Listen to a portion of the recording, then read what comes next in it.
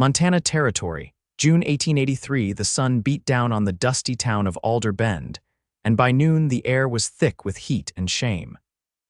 Brielle Fallow stood alone on the church steps, her white dress clinging to her arms, the hem already dirtied by dust. Her veil had slipped halfway down her back, and the bouquet she clutched trembled in her hands. The preacher had already gone back inside. The guests had scattered like startled cattle. And the man she was supposed to marry, Franklin Redden, had ridden off before the ceremony even began, his boots never touching the altar. "She ain't the first to be left," someone muttered nearby. "But the church steps," another whispered. "He did her dirty." Brielle stood still. Her cheeks burned not from the sun, but from the eyes that watched her with pity and curiosity. Her lips were pressed tight, her shoulders square. She refused to cry in front of them, then a voice cut through the murmurs. "I will marry her." Gasps followed the words, heads turned. A lanky man with a sun-worn had stepped forward from the side of the church. He held his hat in one hand, his other resting awkwardly at his side, like he wasn't used to people looking at him. Brielle blinked. She had never seen him before. The man cleared his throat. "Name's Oren Flint. I got a ranch east of here. It ain't much, not even a house yet, but I got land, and I got hands that work." Laughter broke out from the back. Someone called out, "A ranch with no roof and no prospects trying to claim a bride. You dreaming, Flint?" Oren ignored them. His eyes were on Brielle. Serious, steady, not unkind. "I ain't trying to fix what he broke," Oren said softly. "But if you want to leave this town with your head held high, I'll give you my name." Brielle stared at him. He was not handsome. His shirt was worn thin at the collar. Dust clung to his boots. But his eyes held no judgment, no pity, just something honest. She stepped down slowly. The bouquet slipped from her hand and hit the ground with a soft thud. "You don't know me," she said. "No, ma'am," Oren said, "but I'd like to." The preacher came back out, squinting in the sun. "Is this a joke?" "No joke," Oren said. "We'll marry right here." Brielle swallowed. Her heart pounded. She looked up at the church, then back at the street. People were still watching, still whispering. But for the first time since Franklin's betrayal, she felt something settle in her chest, something steady. "All right," she said. They married with the same dusty Bible meant for a different man. The words were short. The crowd was quiet. And when the preacher said, "You may kiss the bride," Oren hesitated, then bowed his head and whispered, "Not unless you want me to." Brielle shook her head. "Not yet." He nodded and offered his hand instead. She took it. They rode out of Alder Bend with only what she had brought in her satchel and what he had packed on his mule. No wedding feast, no music, just the sound of hooves and the wind brushing the tall grass. The Flint land sat 30 miles east, tucked between two hills and a dry creek bed. There was no house, just a canvas tent and a barn that leaned east like it was tired. Oren showed her where the well was, where the fence lines ran, and where the wildflowers grew in spring. "It ain't much," he said again, rubbing the back of his neck, "but it's honest." Brielle looked around. It was empty, but it was also quiet, peaceful. She had not known peace in weeks. "Where do I sleep?" she asked. "I'll take the barn," he said quickly. "You can have the tent, until we figure out what you want." That night, she lay awake under canvas, listening to the wind shift outside. Her wedding dress lay folded at her feet.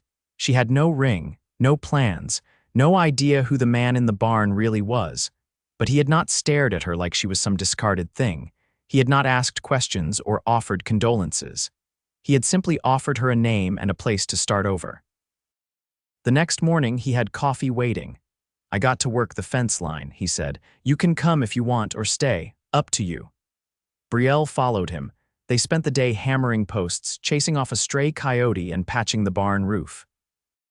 He showed her how to swing a hammer without bruising her hand. She showed him how to patch canvas tighter. By sunset, they sat on the porch of the half-built house. Oren passed her a tin cup of water. "I know it ain't what you planned." "I did not plan much," Brielle said. "Just thought I knew the man I was marrying." Oren looked down at his cup. "I ain't good at talking, but I know how to stay. I do not run." She looked at him, really looked. He had dirt on his cheek and a split on his knuckle. His shirt was damp with sweat, but he was here.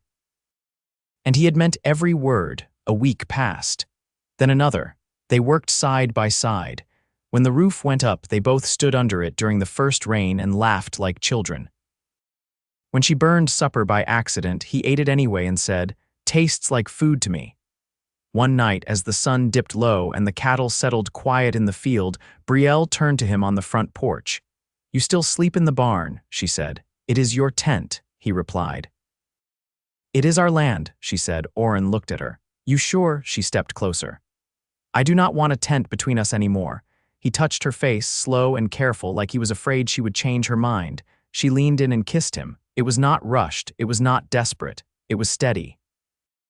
Like him, that night they lay side by side under the same roof for the first time. No vows were needed, no promises spoken, just two hands finding each other in the dark, and in the quiet, Brielle whispered, "Thank you for not looking away." "I never will," he said. By late July, the house stood framed against the pale Montana sky, walls set, chimneys stacked, and a door that creaked but held. It was not large, one room with a loft, but it kept the wind out and the warmth in, and Oren had carved the windowsills by hand, smoothing each edge so she wouldn't catch her sleeve. Brielle spent her mornings at the table sorting seeds, oiling the tin lanterns, and stitching curtains from the fabric she'd brought in her satchel. There wasn't much left of her former life, just a hairbrush with a missing tooth, a silver pin her mother had given her, and the ledger she'd used when teaching numbers to children back in Missouri. She left the pin in the drawer, used the brush without comment, and gave Oren the ledger. "You could mark your cattle in here," she said, sliding it across the table. "You've got numbers but no records." He ran his thumb along the frayed edge. "Didn't figure you'd want to be bothered with ranch books." "I don't want to sit idle," she said, folding her hands. "Work helps me think straight." He nodded once. "Then it's yours to run." That night, she counted the head they had and the number of calves born since spring. She marked them in ink and made a list of what needed mending before frost. Oren read beside her, boots off, one leg stretched toward the stove's warmth, the other bent at the knee. Neither of them spoke for a long while. "You read much?" she asked, eyes still on the page. "When I can find something worth reading," he said. "I got a Bible and a volume of trail poems." "That's it." "I brought a collection of fables," she offered. "They're meant for children, but the meanings still hold." He glanced at her. "You miss teaching." "I miss the children," she said. "Not the town that spat me out." He said nothing, just turned another page in his book and let the fire crackle between them. In August, a letter arrived. The post-rider handed it to Oren with a grunt and a nod, then turned back toward the ridge. The envelope was addressed in a stiff hand, "Mr. and Mrs. Oren Flint." It had come from Brielle's cousin in Helena, a woman she hadn't heard from since the spring before. "She wants to visit," Brielle said, holding the letter between her fingers. "Says she's taking the stage this way near the end of the month. She doesn't know what happened. No need to tell her if you don't want. She'll ask." Brielle folded the letter slowly. "And I'm tired of hiding like I did something wrong." Oren set down his pipe. "You want her to see the house. I want her to see I'm not broken." He stood and stretched, his shoulders tight from fence work. "Then we'll make sure the porch railing's solid and the hearth swept." She smiled, faint and careful. "You always fix things when I need them fixed." "I don't like seeing you small," he said. "You were meant to stand tall." The day before the cousin's visit, Brielle cut her hair to her shoulders. It had grown wild in the heat, and the ends tangled too easy. She stood at the basin, the scissors biting clean through the strands. Oren watched from the doorway. "You sure?" he asked. She didn't pause. "I'm not keeping things just because I used to."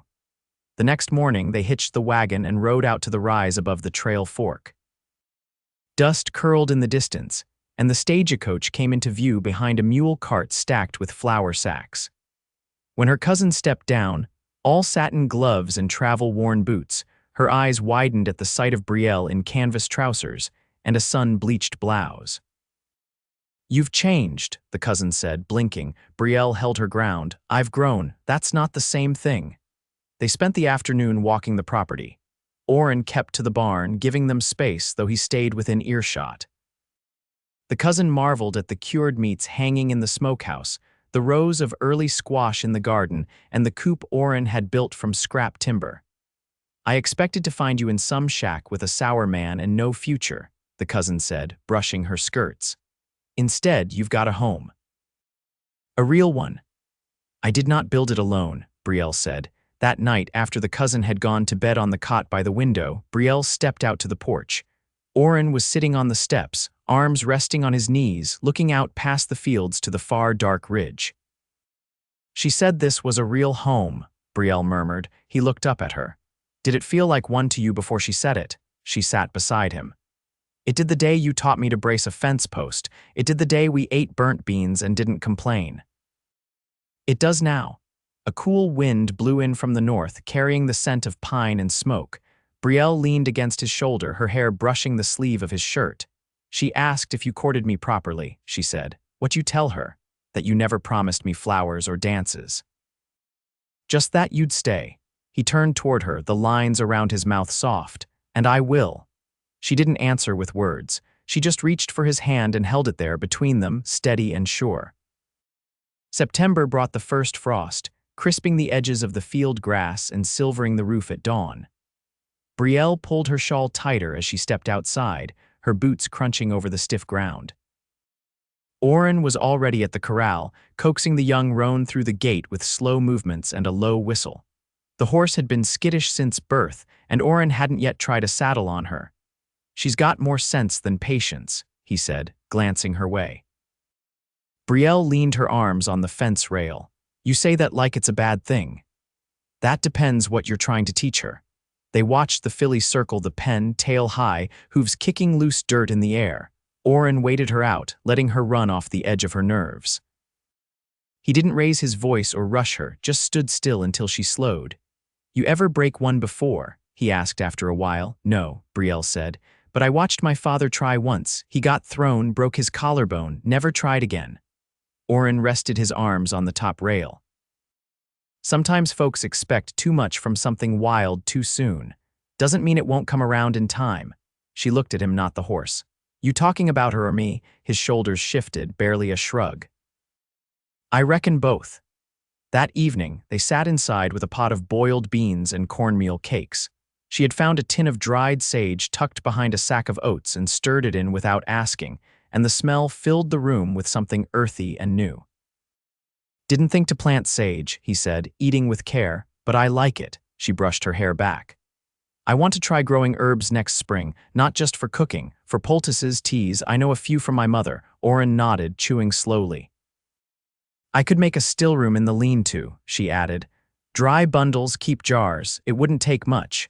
He swallowed, then looked across the table. If that's what you want, I'll make the shelves. After supper, she washed the tin plates while he stoked the fire, and the quiet between them felt full, not empty, the kind that didn't need filling. The next morning, they hitched the wagon for the long ride north to the trading post near Fallen's Crossing. Supplies were low, and Oren wanted to trade 2 cured hides for nails and a new blade for the plow yoke. Brielle brought the ledger, wrapped in linen, and a list of items she'd written in the dark before waking. The trail ran narrow between cottonwoods and scrub, the wagon wheels catching on ruts carved deep from summer rains. They passed a rider heading south, hat tipped low, rifle slung behind his shoulder, but he didn't stop. Oren kept one hand on the reins and the other resting on the bench between them. Did you ever think you'd be married? Brielle asked suddenly. He didn't answer right away. Didn't think much past the next season. Too many things can go wrong to plan far ahead. But you asked me, she said, her voice even. I saw someone standing alone with her head up, he said. And I thought if she can stand like that when it all falls apart, then maybe she's someone worth building toward. She didn't speak for a while. The wind caught the edge of her shawl and tugged it loose. And now, she asked. Now, he said, I think I asked the right question. They reached the post near mid-afternoon. The place was little more than a squat building with a pitched roof and a porch that leaned to one side, but it had what they needed. Inside, the air smelled of leather, tobacco, and kerosene. Brielle browsed the shelves while Oren spoke with the clerk about bartering the hides. She found a bolt of muslin tucked behind a crate of flour sacks and ran her fingers over it. It was rough, but clean. Good for sewing into pillowcases or lining drawers. Need something? The clerk asked as he passed behind her. Brielle held the fabric lightly. Possibly, depending what we have left after the blade and nails. You're the Flint woman then, aren't you? Heard about what happened down in Alder, her hands stilled. Folks talk, he said, not unkindly. But I say anyone who walks out of something like that and builds a home's got grit. She met his gaze. We're not building it for show. Don't have to be. You're standing in it. That's enough. Outside, Oren waited with the wagon half loaded. He'd found a second-hand kettle with a dent in one side and was inspecting the handle. You get your muslin? He asked as she climbed up beside him. She looked down at the bundle in her lap. I did. They rode back in silence, the sun slipping low behind the hills. When they reached the homestead, the dog greeted them with a low whine and a wag of its tail the stray Oren had taken in after it wandered through the lower field, ribs showing, one ear torn. It had stayed ever since. Oren unhitched the wagon and carried the kettle inside. Brielle stayed out, watching the sky shift to violet. She heard him moving around the house, bootsteps soft, the scrape of the chair legs against the floor. When she came in, he was fixing the kettle's handle with a strip of wire and a pair of tongs. I know it's not new, he said without looking up, but it'll hold. She stepped closer. I didn't marry you for new things. He paused, then set the tools down. Why did you? Brielle touched the edge of the table, steadying herself. Because you didn't treat me like I needed fixing, just building with? He stood and looked at her fully. Then let's keep building. Outside, the wind shifted again, bringing the scent of pine smoke from the distant ridge. Inside, the fire burned low and the kettle hissed gently on its hook. The elk had come down early that year. Oren spotted them one morning in late October, 7 head moving slow through the scrub near the far ridge, thick-bodied and wary, their breath trailing white in the cold. He stood still beside the fence post he'd been mending, watching them ghost through the brush. Brielle was a ways off, kneeling by the root cellar entrance, fitting a fresh latch to the door. She didn't notice the herd until a low whistle from Oren drew her attention. She rose, wiping her hands on her apron. That's early. Too early, Oren said. They're pushed down from higher up. Probably snow already in the pass. She shaded her eyes, watching their shapes disappear into the timber. That'll mean an early close to the trail, he nodded. We'll need to stack more wood. And bring the chickens into the lean-to. That evening, he came in with a bundle of hickory slung over one shoulder and a chill on his coat. Brielle had already lit the oil lamp, its glow catching in the glass jar of steeping yarrow near the hearth. She was quiet, measuring flour into a bowl, her eyes distant. What is it? He asked, setting the wood near the stove. I got a letter today, she said, not looking up. He stepped closer, brushing the cold from his sleeves. From who? My sister in St. Louis. She heard about the wedding late, I guess. She wants to know if I'll come visit before winter closes the rail. You thinking of going? I was, for a moment. She set the spoon down, but I don't know if I'd belong there anymore. He didn't answer right away. Instead, he reached for a split log and fed it into the stove. The flames caught with a low crackle. You'd be welcome again, I'd bet. Your sister sounds the sort who wants to set things right. She does, but I don't want to be pitied. Or explained. He leaned his weight against the counter, arms crossed. Then don't go unless you're going for yourself. I'm not. She turned, folding her hands against her apron. Do you ever miss the people you left behind? Not really, he said. Most of them let me go easy. Her gaze lingered on his face a moment longer, then she nodded and picked up the bowl again. Well, there's biscuits to make. The wind came hard that night. Oren rose twice to check the latch on the barn doors and tossed another quilt over the bed before settling in beside her. She didn't stir when he returned, just shifted slightly, hand finding his beneath the covers without a word. By the next week, the first snow came not heavy, but enough to dust the earth in white and make the chickens restless. Brielle brought in the last of the beets from the garden, her fingers raw and red from the cold.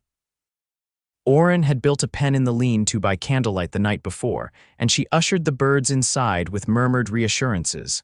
Later, while she rubbed balm into her cracked knuckles, he sat sharpening the drawknife by the hearth. I've been thinking, he said, lifting the blade to the light. About the far side of the field, she glanced up. What about it? Could put in a second garden there. Soil's softer and it gets better sun once the frost breaks. I thought you wanted to graze there. Not if you want those herbs. You said you'd need space to dry and store. I can build something alongside the shed. her fingers stilled against her palm. "You remember that. I remember everything you say when your voice gets soft like that." He didn't look up, just went back to his blade, her hand curled around the small tin of balm, holding it close. That night, she found an old sheet in the cedar chest and cut it into strips by lantern light.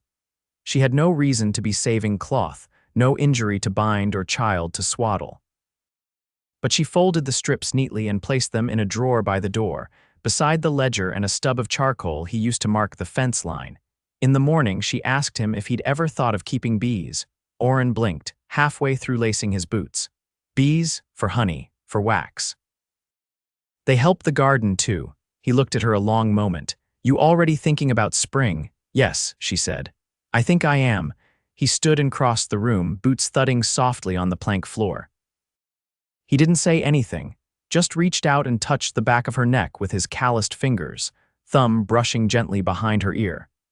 She closed her eyes and leaned into it, standing still as the stove ticked and the kettle began to sing. They didn't speak again until after breakfast, when he pulled on his coat and opened the door to the cold. "I'll clear space near the shed," he said. "So long as the bears stay off, bees might do fine." She smiled without showing teeth. "I'll write to my cousin in Helena. She knows a man who sells hives." Oren paused, then nodded. "Do it." The sun hung low all day, casting long shadows across the ridge. That evening, he came in with a splinter in his palm, and she pulled it free with steady hands, then pressed a cloth to the spot until it stopped bleeding. He watched her face while she worked, the way her brow furrowed, the way her lips pressed together in concentration. When she finished, she didn't let go immediately. "You're not what I expected," she said finally. "I hope that's good." "It is."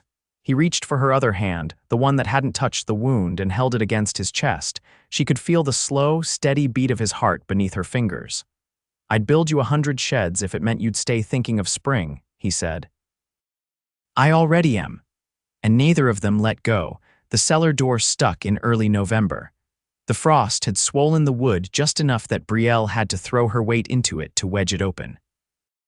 She scraped her palms on the iron latch but said nothing, just pulled her shawl tighter and stepped into the cold, shadowed space, where the jars lined the shelves in neat rows, their contents dulled by dust and dim light. She brought up potatoes and turnips, tucked the basket against her hip, and walked back across the yard, her boots muffled by the thin layer of snow. The sky hung gray and low, and behind the barn, the hills had disappeared beneath cloud.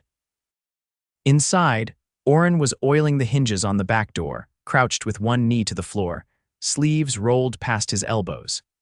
His hair had grown long enough to curl slightly at the nape of his neck, and she watched him a moment from the threshold, the way his hands moved with quiet certainty.